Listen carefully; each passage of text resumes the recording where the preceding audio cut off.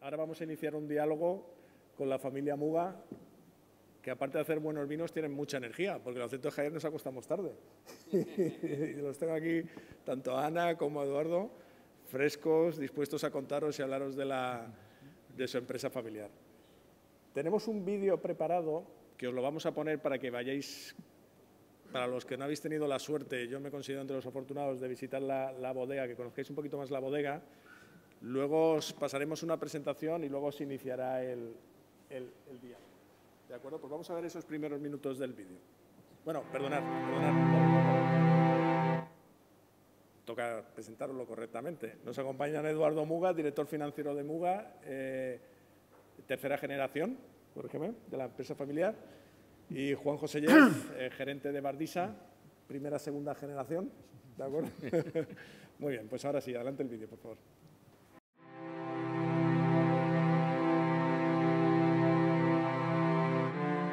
No volváis a decir que en La Rioja no hay mares. Esto que veis son mares. Mares de viñas ordenando un paisaje que a todos pertenece. A los que ya no están, pero también a los que hemos tenido el privilegio de heredar su mismo amor al vino y a la tierra. Es aquí donde están nuestra familia y nuestra casa, que sin duda es la vuestra.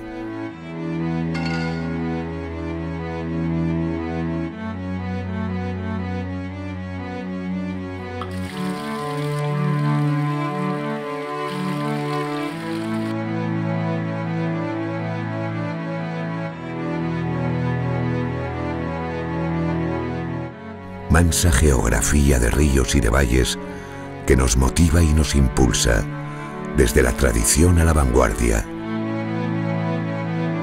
Poco más que añadir. Miles de retos hasta alcanzar la calidad que nos define. Miles de incertidumbres y vendimias.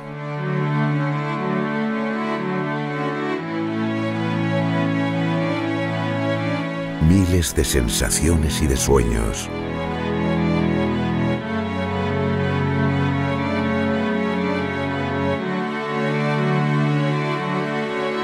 Miles de lunas y de soles,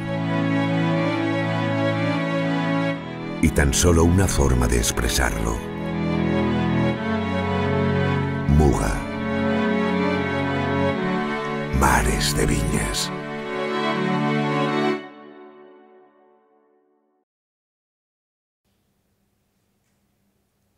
Bueno, esto ya creo que van a dejar ahora un poco en bucle. Nos gusta poner este vídeo al principio un poco, sobre todo, no solo para hablar de la familia, sino para, si no estamos en un sitio como La Rioja, que la gente vea un poco también el paisaje donde estamos, el entorno donde estamos. Y bueno, y ahora dejarán en bucle aquí algunos vídeos que tenemos de nuestros procesos y métodos de elaboración. Antes que nada, muchas gracias por la invitación. La verdad es que a mí, cuando nos lo permite la agenda, nos encanta venir a pues hablar un poco de nuestra experiencia y sobre todo para mí personalmente es muy útil compartir, ¿no?, con otras familias empresarias. Normalmente no solemos tener demasiadas respuestas, todos tenemos preguntas, pero bueno, te sientes menos solo, compartes y demás, o sea que es un poco yo creo que el objetivo de hoy también. O sea que muchas gracias por la invitación a la asociación, Maite, bueno, y gracias a Sabadell, ¿no?, por colaborar y organizar todo esto. No sé, esto es un poco ahora, ¿no?, un diálogo. Por cierto, estoy aquí con mi hermana Ana, que es también parte de la tercera generación.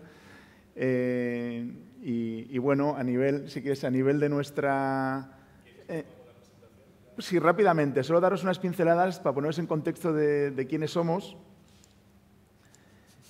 Esta es una foto, antes estábamos hablando un poco de la tradición, la historia, el arraigo, el legado. Y bueno, esta es una foto de una vendimia. Por aquí aparecen los fundadores de la bodega de la marca Muga en el año 1932, que fueron nuestros abuelos, Isaac y Aurora. Y bueno, esta es una imagen de una vendimia. Esto debe ser mi tío Isacín, que tiene 80 y tantos años, está ahí abajo con un racimo haciendo así, ¿vale? Esto es de los años 40, de finales de los 40 más o menos. Y bueno, y ellos comenzaron elaborando vino en el centro de Haro, en una pequeña bodeguita. Nuestro abuelo era una persona muy emprendedora, compraba mucho vino por todos los pueblos de la zona y después lo vendía en Haro, le fue bien, pudo comprar algunas viñas. Después, obviamente, pues llegó la época para sus planes que tenía de expansión o de criar vino, pues llegó todo lo que era la guerra civil, la posguerra, toda esa época ya sabemos que paró un poco todos esos proyectos. Y después ya mi padre, nuestro tío y nuestra tía pues cogieron las riendas como segunda generación, y durante la década de los 60 nos trasladamos a la zona donde está hecha esta foto, que es un caserón del siglo XIX. Aquí vemos, aquí estamos, pues eso, tercera generación, somos primos y hermanos, y bueno, mi padre ya falleció hace ya bastantes años, pero sí, ahí está mi tío Isacín y mi tía Isabelita, que son de la segunda generación, ¿vale? Entonces somos tercera generación como marca Muga, como Fundación Muga, pero sí que es verdad que somos quinta generación como viticultores. Nuestro abuelo venía de una familia de larga tradición en la viticultura, en la zona, siempre la zona de La Rioja, y nuestra abuela venía de una tradición de enología. Se había criado en una bodega, nuestro bisabuelo era encargado de una bodega, y yo siempre digo que en ese caso el amor también, cuando se enamoraron, también fue buena sinergia para el negocio, ¿no? Se juntaron la viticultura con la enología, y bueno, y ahora estamos, y aquí estamos. A nivel, Juan, si tenemos una pregunta, a nivel de dónde estamos en Haro, ¿vale? Que es la zona de La Rioja Alta, y en el barrio de la Estación, que es un barrio histórico. Es histórico porque tiene una concentración de bodegas centenarias única en el mundo. Es probablemente la parte dentro de Europa, probablemente es una de las partes con mayor concentración que hay de barricas. O sea, que estamos en ese barrio concentrados muchas marcas de mucho prestigio y bodegas, cada una con su estilo, pero que nos complementamos todos muy bien. Esto es lo que hemos visto antes. Y bueno, aquí no os voy a aburrir mucho con estas cosas, pero bueno, yo creo que podemos empezar y vamos a dejar el vídeo anterior, lo vamos a dejar un poco en bucle. Aquí tenéis algunas fotos un poco de dónde están nuestras viñas. Y bueno, hablaremos después un poco, una de nuestras cosas únicas es que somos muy tradicionales en nuestra manera de elaborar los vinos. Nos gusta somos de las pocas bodegas que tenemos nuestra tonelería propia. Tenemos una cubería para hacer tinos y cubas, tenemos un cubero propio, que eso es único en España, nos gusta trasegar por gravedad, clarificamos en clara de huevo. Son cosas que nos gusta mantener porque creemos que son buenas para la calidad del producto final, pero a la vez somos muy vanguardistas a la hora de cuando hay que utilizar nueva tecnología o nuevas tendencias para la selección de la uva, sobre todo para el cultivo de la viña, pues ahí no dudamos en utilizar esa tecnología. Y eso es una de las cosas que nos gusta transmitir, ¿no? Esa fidelidad a los métodos tradicionales, pero también que no está reñido con utilizar vanguardia y alta tecnología. Entonces, si quieres... creo que lo he hecho muy bien como el árbitro, no pasa desapercibido, no te he hecho la pregunta y tú has hecho la contestación, pero fenomenal, fenomenal. Bueno... Es verdad, yo me siento parte de la familia Muga, es decir, Bardisa. Bueno, Bardisa, pues al final no dejó de ser una comercializadora y tuve la fortuna que en nuestro camino se cruzó las bodegas Muga. Y bueno, la primera pregunta era en torno al origen que nos estás exponiendo, y lo segundo era el peso que tiene la vinculación de lo que es el apellido a la propia marca, ¿no? Es decir, eso afecta, te da más responsabilidad, ¿en qué influye? Pues mira, es verdad, mira, cuando leí, cuando me dijiste más o menos, te voy a preguntar esto y lo otro, pero no está todo, no sé muy bien ahora que sale. Cuando he pensado en esa pregunta, es decir, somos el apellido que da, nuestra familia, el apellido da el nombre a la marca, al vino. Y la verdad es que como hemos convivido con ello, tuve que pensar, ¿qué ha significado esto? Pues la verdad, primero, sentimiento de orgullo, eso lo primero, y de responsabilidad. Al final, tu apellido está puesto en la etiqueta, en una marca, y eso entonces, bueno, yo creo que ayuda a la familia a cohesionarse a nivel con el sentimiento de pertenencia, ¿no? De que tu apellido va en el producto.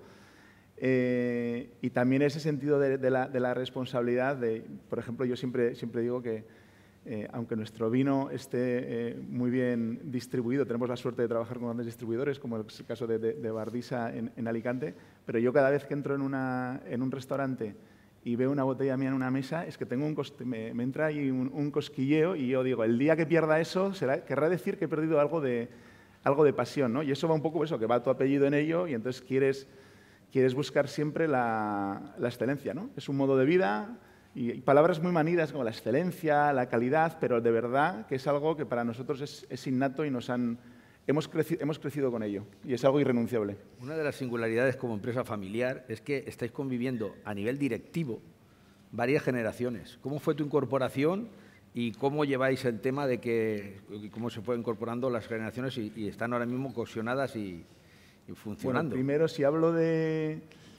de nosotros, de la segunda a la tercera generación, la verdad es que no teníamos un protocolo o un camino fijado y fue, la verdad, yo creo que fue de manera natural, pero igual mi padre, que no está con nosotros hoy, y mi tío, pues igual tenían un plan, una agenda oculta que yo no me he enterado, pero bueno, yo creo que lo hicieron muy bien, ¿vale?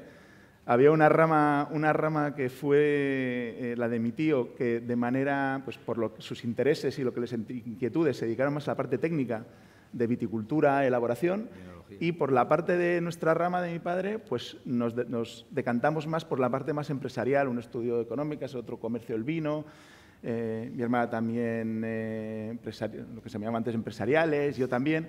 Entonces, algunos enseguida se entraron en la bodega.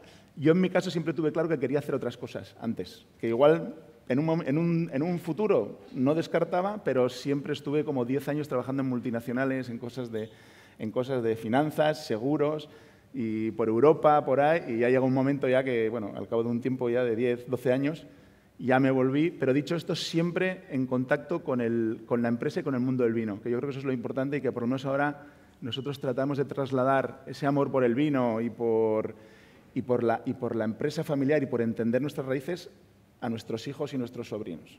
No sabemos después quién estará o quién no estará en el negocio, pero que sepan, que tengan la cultura de la empresa familiar, de lo que es el vino, que conozcan nuestra historia, las inquietudes que tenemos.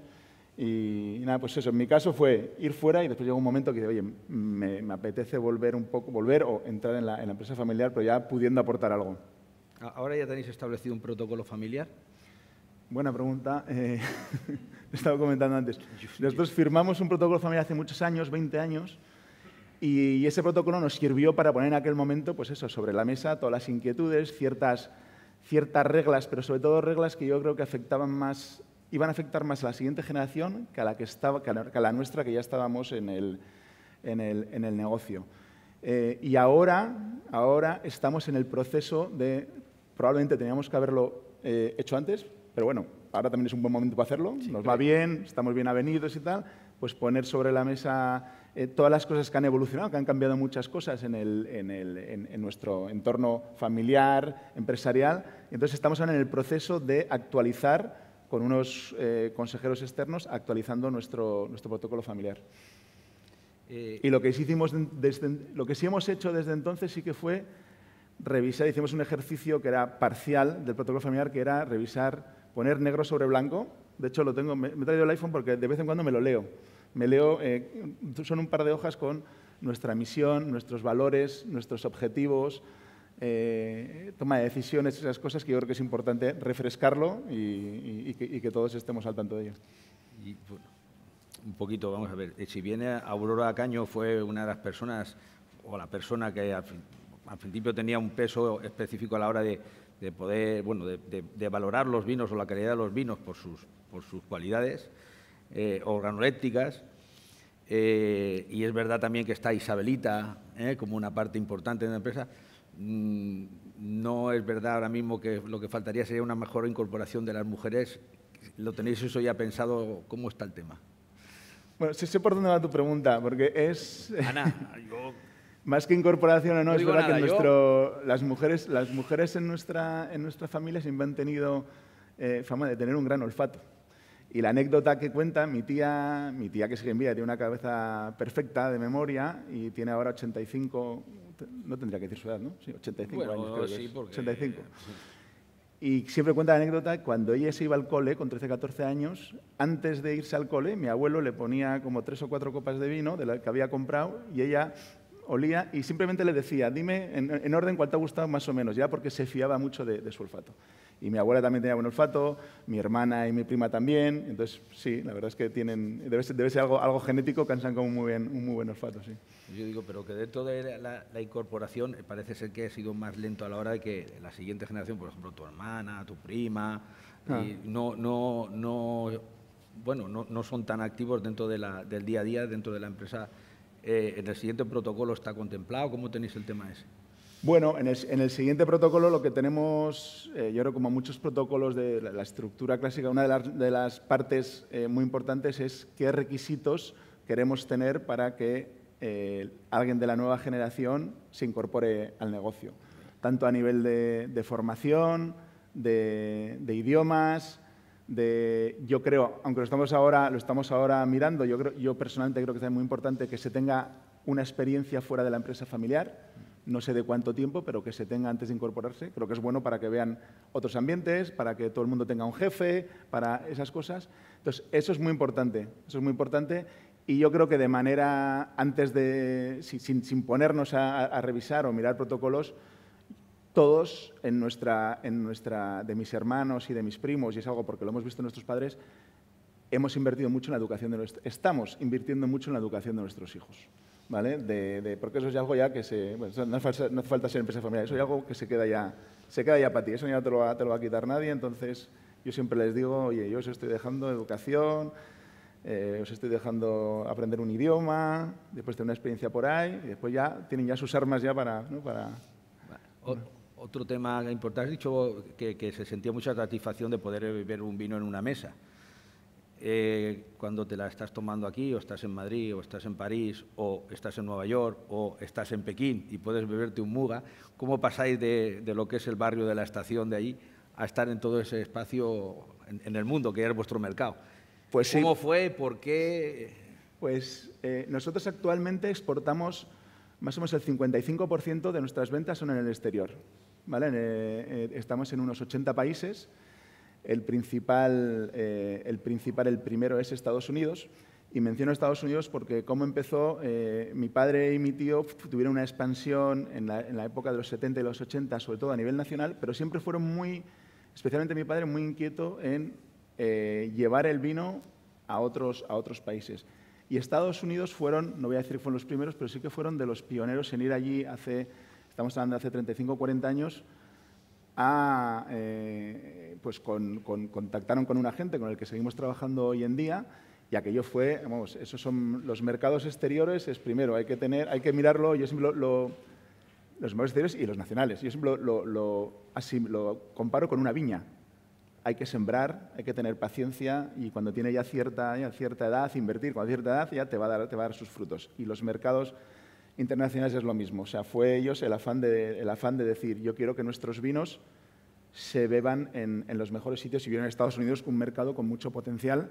Entonces, hay dos motivaciones. La empresarial por diversificar geográficamente, que era muy importante, y lo hemos visto cuando ha venido la gran crisis de 2008-2009, nos vino muy bien estar muy diversificados a nivel geográfico y de tipos de canales de distribución. Porque cuando uno cayó, otros todavía estaban bien y cuando cayeron otros mercados, uno ya se recuperaba. O sea que eso nos ha servido mucho. Y la que ha dado un impulso definitivo a esa internacionalización de las ventas ha sido la tercera generación. Ahí es donde de verdad, para llegar hasta este 50-55%, pues eso requiere, yo siempre digo, eso requiere mucho pasaporte, muchos sellos, muchas ferias, abrir botellas, estar con gente. No tiene otra, es hacer eso y encontrar el buen partner, el buen importador, distribuidor, o como en tu caso, para que te defienda bien tu marca. Ayer decíamos, es muy importante la calidad del vino, por supuesto, pero la calidad de la distribución, y no es porque estés aquí, la calidad de la distribución, ese que sabe vender, representarte, vender, yo que soy financiero, cobrar, eso es fundamental. No, bueno, está claro, uno no hace nada, es la red total y la creación de marca, ¿no? El esfuerzo que se hace por crear marca, ¿no? Y bueno, yo creo que hay que invertir mucho porque además transmitir los valores como tal. Es una empresa que ya, bueno, es prácticamente centenaria y cualquiera podría pensar pues que, claro, como el camino ya está hecho y como funciona bien, pues ahí estáis parados. Pero bueno, realmente marcáis nuevas líneas, creáis nuevos vinos. ¿Cómo determináis eso o cómo se gestiona eso dentro de la empresa? ¿Hacia dónde hay que hacer las inversiones?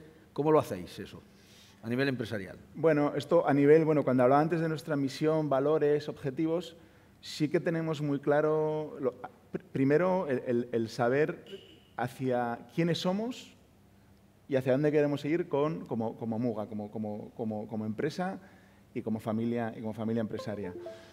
Nosotros, dentro de cuando hablamos de protocolo familiar y establecer tu visión y tus valores, siempre en la parte empresarial siempre hemos dicho, oye, la calidad, la excelencia es irrenunciable y para eso ¿qué hay que hacer? Hay que invertir, hay que tener un plan de inversión fuerte, tener paciencia.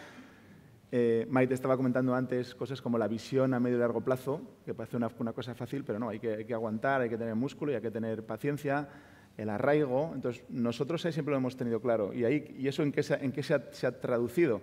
Se ha traducido en inversiones, por ejemplo, hemos hecho en los últimos años mucha inversión en viña, en tener más, cuando hay viña de calidad que podemos comprar y hay oportunidades, no dudamos en comprar, en tener también el arraigo con nuestra zona y utilizamos también, compramos a viticultores, pues la relación con esos viticultores es fundamental y la cuidamos mucho. Y después también saber que, cuando hablamos antes de internacionalización, oye, queremos estar en los mejores sitios y obviamente siempre tienes que pensar siempre en eso y pensar siempre que tiene que ser algo también rentable, ¿no? Ir a esos sitios. Entonces, un poco, y ahí sí que tenemos muy bien alineada la visión de lo que somos, cuál es nuestro objetivo, dónde queremos llegar y qué hay que hacer para eso. ¿Qué hay que hacer para eso a nivel de inversiones? Pero volvemos a decir, siempre toda la gente escribe su carta a los Reyes Magos, dentro de la estructura de empresa, es decir, los que quieren bit, los que quieren tecnología, los que quieren comercialización o gente, y al final, ¿cómo está estructurada para tomar las decisiones de en qué porcentaje o hacia dónde van las inversiones dentro de vuestra empresa? ¿Quién es el que toma las decisiones? Vale, eso es sobre toma de decisiones. Aquí nosotros no tenemos una dirección general, o sea, un director general como tal, vale, por ejemplo, que eso es una cosa.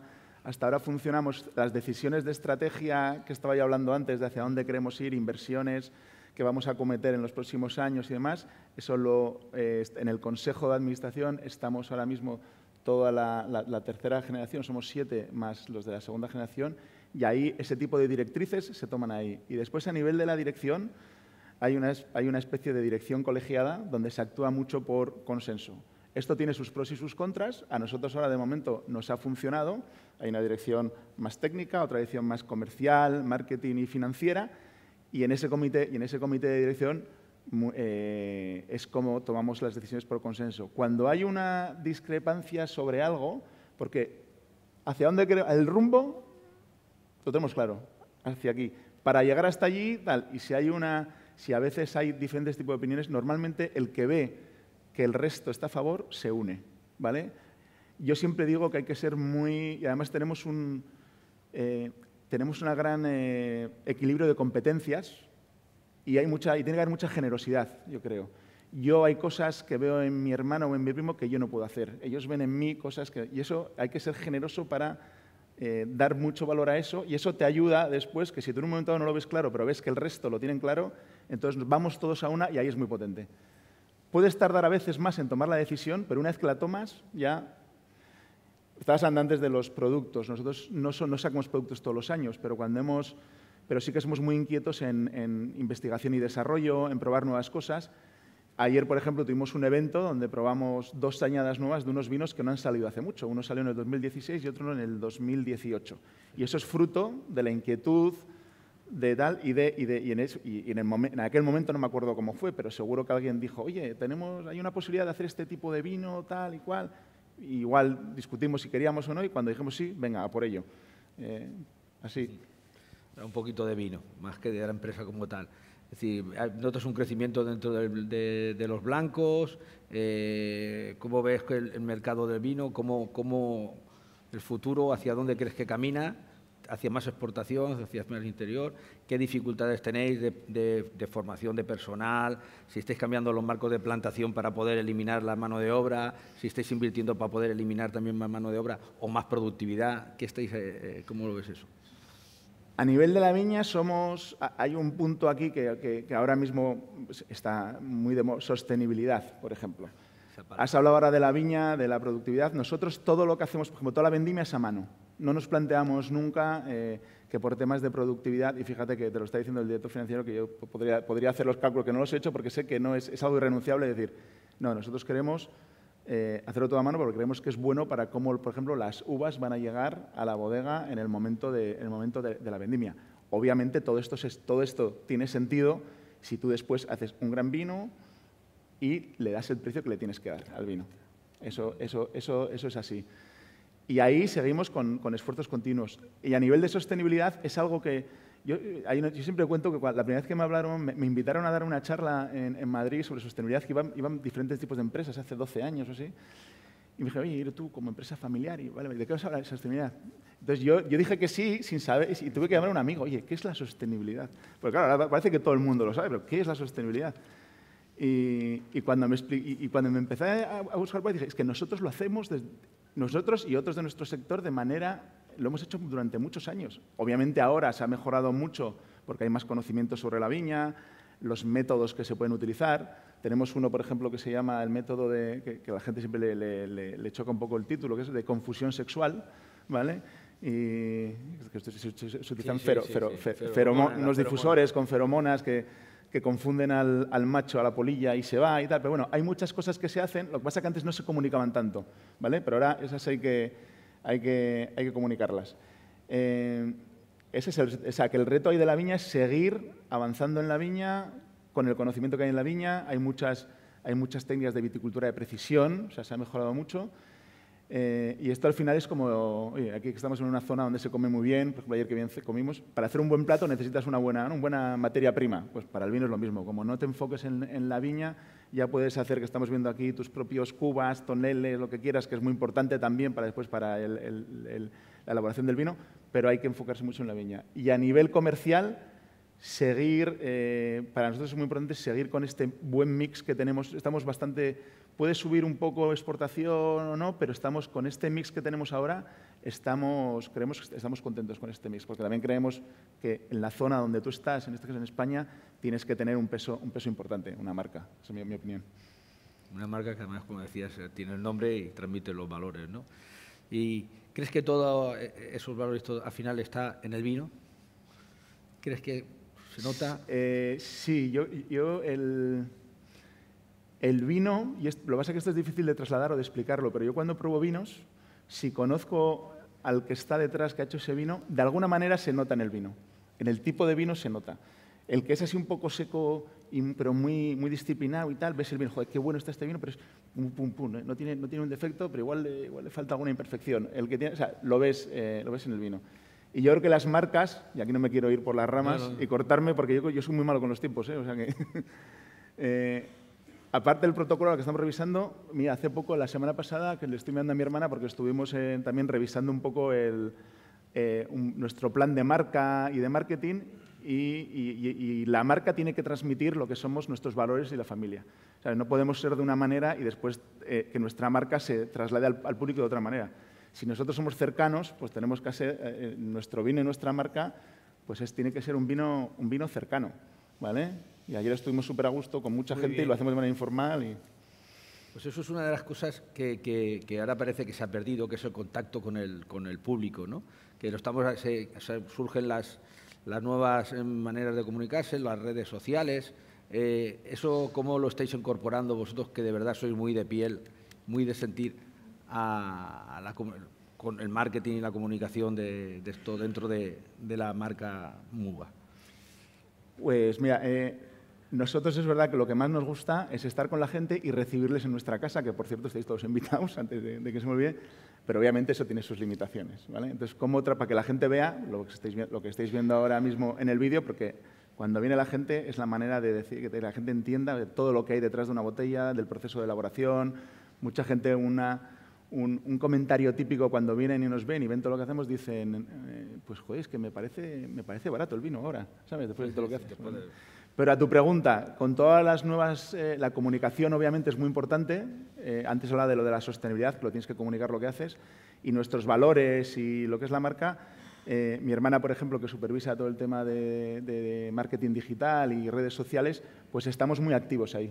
Estamos muy activos e intentamos, tenemos también un responsable de marketing y una agencia que nos ayuda, e intentamos hacer cosas para llegar a la gente, que vean todo lo que hacemos, nuestras tradiciones, nuestros métodos de elaboración, la viña.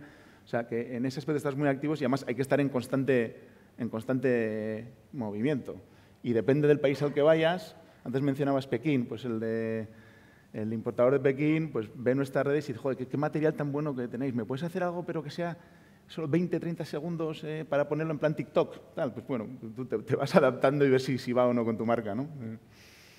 Y ya por último, yo quería preguntarte un poco, ¿qué retos ves y qué dificultades tienes por ser una empresa familiar? Pues bueno, en el futuro inmediato yo creo que la empresa, yo que he trabajado en una multinacional y estuve aprendí mucho y reconozco que todo lo bueno que hubo, pero en la empresa familiar creo que es cuando las cosas están equilibradas, van bien y hay consenso y se equilibran bien las competencias, hay un buen protocolo, yo creo que es muy potente. Es muy potente el cómo tirando todo el mundo del carro y cómo se involucra a la gente y el compromiso que hay es muy potente. El reto, pues el reto es que las empresas familiares, pues como muchos de los que están aquí de empresas familiares, pues es el relevo generacional, la sucesión, ¿no? Tenerlo bien plasmado en un protocolo, cómo va a ser, la generosidad. Yo creo que formar, nosotros ahora que estamos la mayoría trabajando, tenemos un modelo de capital y trabajo, estamos la mayoría trabajando en la empresa, pero en el futuro va a haber gente que no va a trabajar en la empresa. Entonces, también un reto es formar a buenos accionistas, ¿vale? Que entiendan que eso quiere decir, tienen que tener muy buena educación y demás, pero si no trabajan ahí, que sepan esta cultura cuando hablamos de medio y largo plazo. Nosotros hay vinos que no hacemos todos los años, que tú lo sabes, sí, que claro. lo sufres, porque si las viñas que vienen de ahí consideramos que no tienen la calidad para hacer ese vino, ese año decidimos no hacer ese tipo de vino. Y esas son decisiones que toma una empresa familiar a medio y largo plazo. Y los que están, y ahora porque estamos ahí, si hay un momento que alguien igual es accionista o no está ahí, tiene que estar muy concienciado de esa cultura y que sigamos concienciando de esa cultura. O sea que muchos retos hay, pero yo soy optimista del valor y del futuro y de la fortaleza que tiene la empresa familiar. Pues muchas gracias. Ahora vamos a darle el paso al público, porque espero haber creado alguna inquietud para que os pueda satisfacer, Eduardo. Preguntas o consejos, también. consejos. Me gusta escuchar consejos también.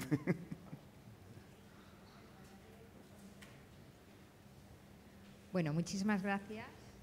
No sé si se escucha así.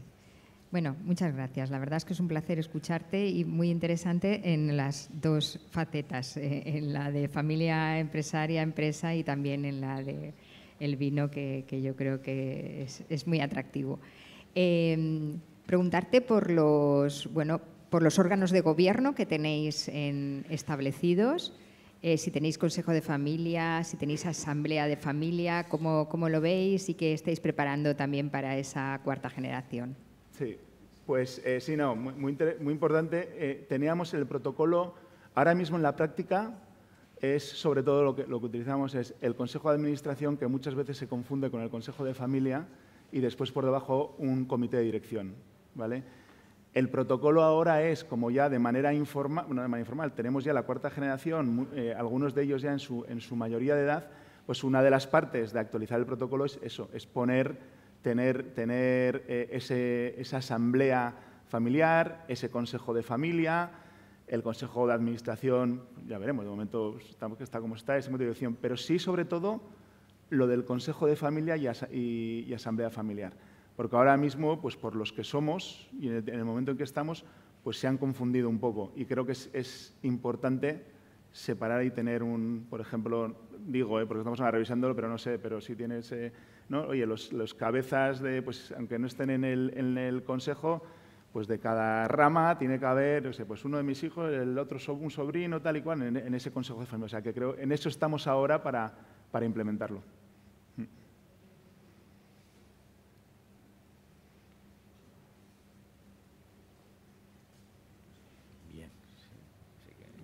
Muy bien, muy buenos días. Hola.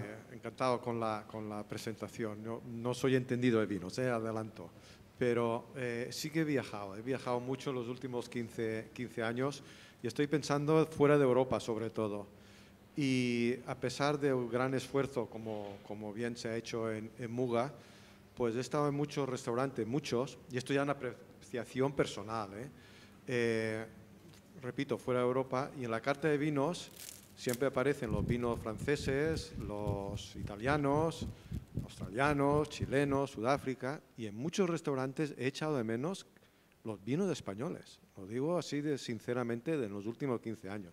Entonces, un poco, la pregunta es, no ya a nivel de empresa, sino a nivel de sector, a nivel nacional, ¿hay algún esfuerzo, alguna acción para penetrar? Porque lo digo de verdad, me ha sabido mal, sobre todo trabajando con gente de estos países, ¿no? Dice, bueno, ¿en España qué tal el vino? Y no ves la carta de vinos.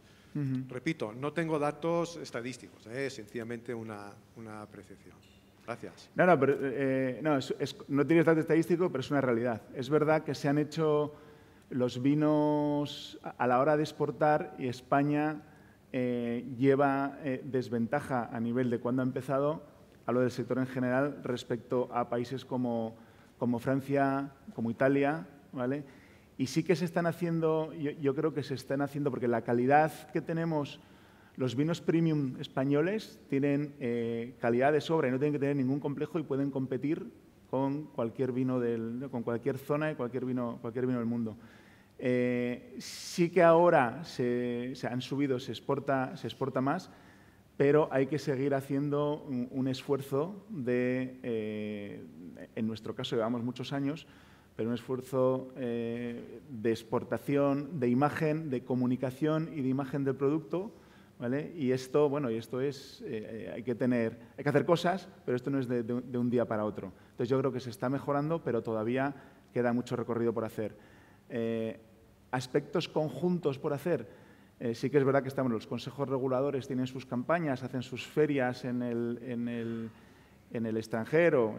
Has mencionado antes Pekín, yo sé que en China ha habido unos años, prepandemia, ahora se está volviendo, pues que también se hacían bastantes roadshows por diferentes ciudades para dar imagen, ¿no?, de los vinos de España o el Consejo de Rioja con los de Rioja. Pero después hay que combinar esos esfuerzos conjuntos con después los esfuerzos individuales de cada cual. Y yo sí que creo que la gente ahora está mucho más mirando hacia el exterior y poco a poco se irán ganando, y estoy de acuerdo contigo, que tenemos el peso en las cartas de vino de los vinos españoles está muy poco representado respecto a nuestra calidad, la tradición que tiene España de viñedo. España es el primer viñedo del mundo a nivel de superficie de hectáreas. Y en nuestro caso, por ejemplo, aunque somos, no voy a decir una gota nacional, pero un ejemplo, en el barrio de la Estación, por ejemplo, hacemos esfuerzos conjuntos, las bodegas del barrio de la Estación, que es difícil. A veces, los que estáis aquí, no sé, en vuestros sectores, a veces es difícil ponerse de acuerdo con y yo no los llamaría competidores, pero yo los llamo compañeros de viaje, y tenemos una asociación del barrio de la Estación donde intentamos hacer acciones conjuntas para dar imagen, comunicación de lo que es el barrio de la Estación y los vinos que tenemos allí. Y ese tipo de iniciativas, si se hiciesen más, todo suma y son muy importantes. O sea que sí que hay que seguir haciendo esfuerzos en ese sentido.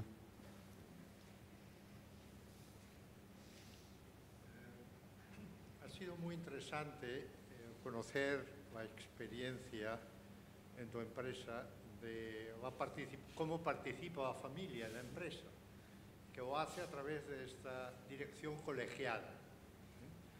Y digo que ha sido interesante porque yo no creo que este modelo sea, digamos, el más común. Normalmente se tiende a que haya una sola voz de mando, con todas las dificultades que esto tiene, inclusive de elegir quién tiene que tener esta voz de mando. Entonces, mi pregunta es, ¿os habéis planteado alguna vez pros y contras de las dos soluciones? ¿O habéis llegado a esta dirección colegiada, cada uno, digamos, trabaja en lo suyo y luego cuando hay que tomar decisiones importantes, pues vais al consenso? ¿Os lo habéis planteado si hubiese sido mejor otra solución o simplemente no? La costumbre, la inercia o el éxito os ha llevado a esto. Esta sería mi pregunta. Pues hombre, hemos llegado, yo creo que no hubo, nosotros veníamos de vimos en la segunda generación que mi padre y mi tío eran dos personas que se complementaban muy bien, cada uno en lo suyo. Uno era más técnico, más relaciones públicas, otro era más cerebral, más financiero, con visión comercial también. Y funcionó muy bien aquel tándem. Entonces yo creo que de manera, porque esa pregunta yo nunca nos hemos sentado a decir, hombre, ahora que vamos a hablar cuando se actualiza el protocolo familiar, pues seguro que hay muchas gente, nos han entrevistado a todos. Yo no sé lo que ha dicho cada cual. Igual uno ha dicho, oye, pues igual sería mejor tener un solo tal. Pero la experiencia nuestra, hemos mamado aquello y después nosotros lo hemos trasladado en nuestra generación y hasta ahora ha funcionado. Pero claro, ha funcionado porque también tenemos mucha comunicación entre nosotros, a veces informal.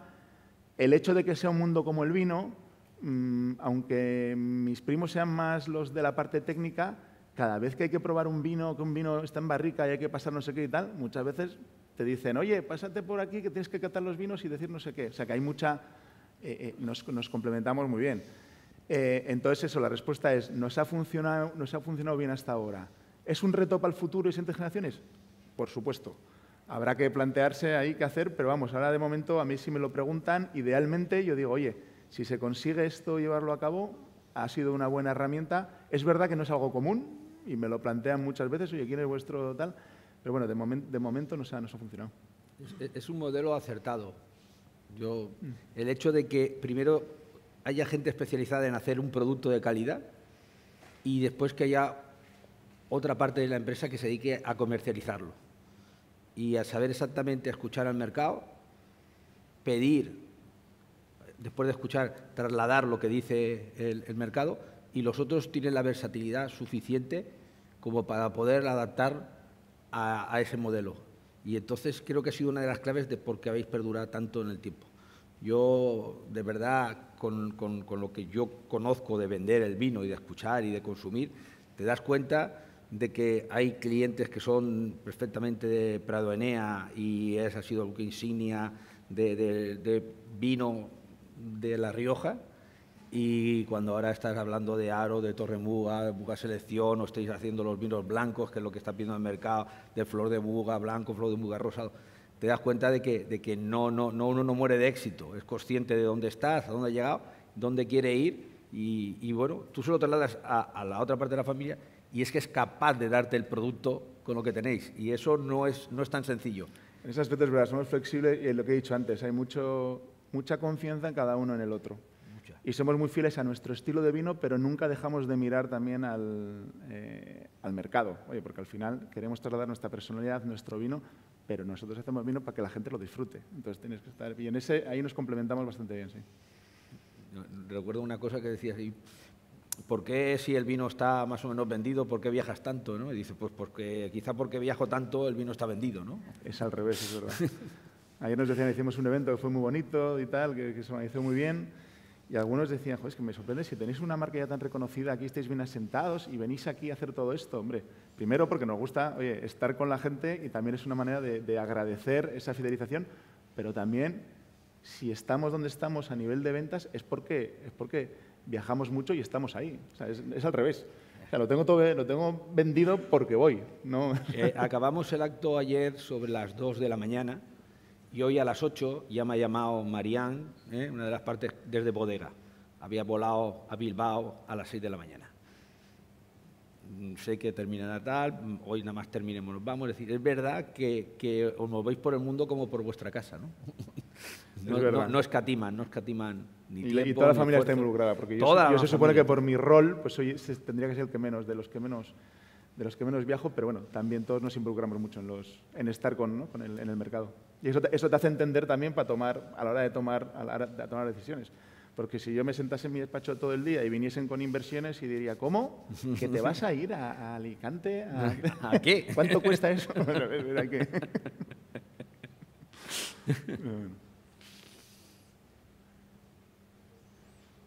Sí, hombre.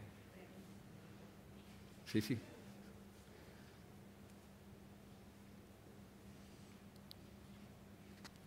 Buenos días. En primer lugar, felicitarte. Gracias. Y además me han venido muchos recuerdos cuando me has dicho que tú, cuando eras niño, te acordabas de Jaime. Hombre, claro que sí. Algunos reyes fabulosos. Bueno, sí. Quiero decir que con todo esto es que pues tengo 92 años, he hecho ya 3 relevos, el de mi padre a mí y el mío a mis hijos. Se inició todo con una empresa familiar. Hemos pasado de una empresa familiar a una empresa de familias. Tú también ya tienes algunas familias ahí. Has hablado de primos y de primos hermanos y otros primos. Ajá. Quiero decir que la empresa familiar es muy compleja, porque está muy condicionada al producto y al mercado. Y en el tema que nos ocupa, que es planificar el relevo, esto ya es más complicado también, porque depende ya no de la familia, depende además de la familia, del producto, de las condiciones de mercado. Hay muchos condicionantes que parece que teóricamente, pues decir del relevo, pues está todo escrito. Pero hay una cosa que no se ha hablado, que además del producto, del tema económico, está de los sentimientos de la empresa familiar, que son las personas. Y para mí, ya por la experiencia, administrar una empresa no digo que sea fácil, pero hay técnicos que se pueden hacer. Lo más difícil en la empresa familiar y sobre todo en los relevos, es cómo gestionar los relevos sentimentales. Que eso es algo que no se comenta mucho, no se le da ninguna importancia, pero creo que la empresa familiar se merece ya entrar en ese, cuando se piensa en que la empresa familiar pues tiene que tener, pues Maite ha dicho que hasta la 3ª generación, que ya son pocas, pero es que en la 4ª ya es más difícil, porque siempre están después de ahí al acecho los fondos de inversión que están esperando a ver dónde mete la mano. ¿Dónde flaquea alguno? Y una empresa familiar pues tiene que lidiar mucho. No quiero extenderme porque eso daría más. Pero que es algo así que me gustaría que me dieras tu opinión. ¿Cómo ves tú en ese relevo todos esos factores que no se contemplan, pero que están en la mente de toda la familia? Porque, claro, hay que saber cada uno de la familia qué espera de la empresa. Unos dirigirla, otro la renta, otro el patrimonio, cada uno es un mundo. Y esto, cuando hablamos de la empresa familiar, creo que es algo que valdría la pena ya estar pensando en ello para cuando decimos hay que ya, salvo que se piense que la empresa es un ente económico solamente y en vender es un fondo de inversión ya has terminado. Muchas gracias y perdonadme. No, gracias por la pregunta. No, es un aspecto fundamental. De hecho, antes, cuando estábamos tomando el café, estaba hablando de un tema que está relacionado con esto, que es la comunicación. Y obviamente los sentimientos y las emociones, y eso es algo que, la verdad, que estamos actualizando el protocolo, hemos tenido con los que nos están ayudando con esto, entrevistas largas cada uno, y muchas de esas cosas se ponen sobre la mesa. Y yo lo que he vivido, lo que hemos vivido, que a nivel de las emociones y los sentimientos, lo más importante es aparte de, por supuesto, saber cada uno que no es solo un ente económico, cada uno con la empresa cómo la ve en el futuro, qué quiere hacer, por supuesto, pero sobre todo que cuando hay ciertas emociones o sentimientos que afloran, ponerlo cuanto antes sobre la mesa, ¿vale? Y eso muchas veces, todos habremos experimentado, nos da pereza hablar de ciertas cosas con un hermano tuyo, con un primo tuyo, porque has visto una cosa que igual no estás totalmente de acuerdo, o una cosa que tú le das importancia y el otro no se la da, y eso la única manera que yo conozco hasta la fecha de hacerlo es enseguida ponerlo sobre la mesa y hablando. Y yo creo que así se ahorrarían que muchas cosas se enquistasen y que, a futuro, cuando ya lo quieres hablar, ha pasado demasiado tiempo. Entonces, claro, cuando eres primo, cuando eres hermano y después incluso cuando eres primo, hay ciertas cosas que se hablan de manera natural alrededor de un café, alrededor de tal, te ves más. Pero ya cuando llegan más generaciones y más gente, pues por eso hay que protocolizar esas cosas y que tengan un foro, que puede ser el Consejo de Familia o que puede ser, donde puedan plasmar eso enseguida sobre la mesa. O sea, que estoy totalmente de acuerdo que es un aspecto, pero vamos, muy crítico, que no, vamos, los sentimientos y... el otro día uno de una empresa familiar me decía, no era su título oficial, pero me decía que era el CEO, el CEO. Y dice, sí, eres el CEO. Y dice, sí, pero soy el Chief Emotional Officer. Se ocupaba un poco, tenía el rol ahí en la empresa informal de hacer un poco de lazo de las inquietudes de cada cual. Entonces, estoy totalmente de acuerdo que es un aspecto fundamental, sí. Gracias.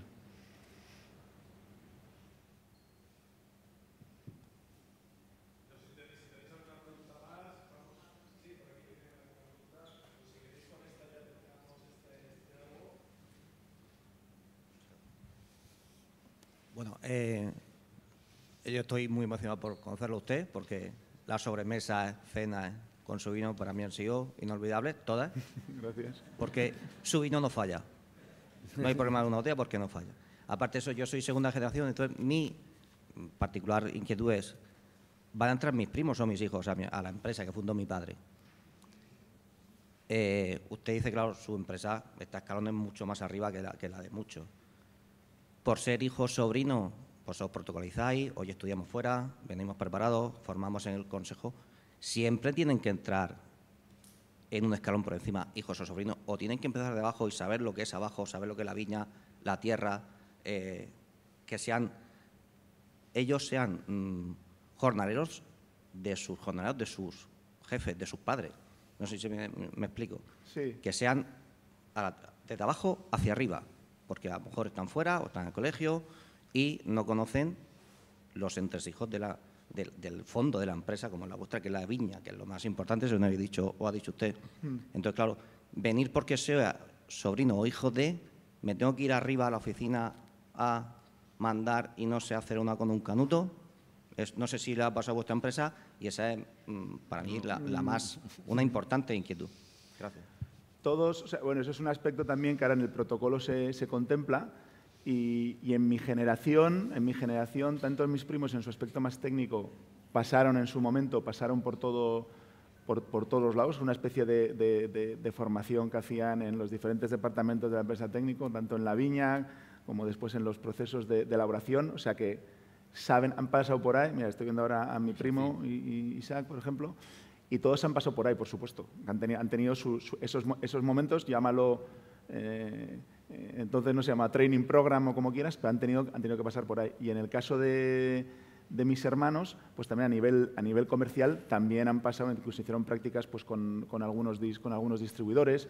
Mis primos estuvieron, por ejemplo, aparte de en la bodega, han estado en otras zonas vitivinícolas en época de vendimias para conocer pues, en otros sitios cómo se hacían las cosas. Entonces, sí, no contemplo que alguien entre sin conocer la empresa desde abajo hacia arriba. Eso como un periodo, por supuesto, de formación. Y después, lo que sí yo creo que es importante más adelante es que cualquiera que entre, que esté cualificado, porque no es por ser hijo o sobrino de, tienes que ser porque tú estás cualificado para hacer eso igual o mejor que alguien externo. Si no, por lo menos en nuestras pautas que tenemos, no entrarían. Por eso lo que insistía antes tanto en la formación, en tener experiencia. Porque lo que sí no queremos es que alguien de la familia, por ser de la familia, haya que encontrarle un hueco en cualquier puesto. Eso lo evitamos. Pues si os parece, muchas gracias, Juanjo, muchas gracias, Eduardo. Gracias.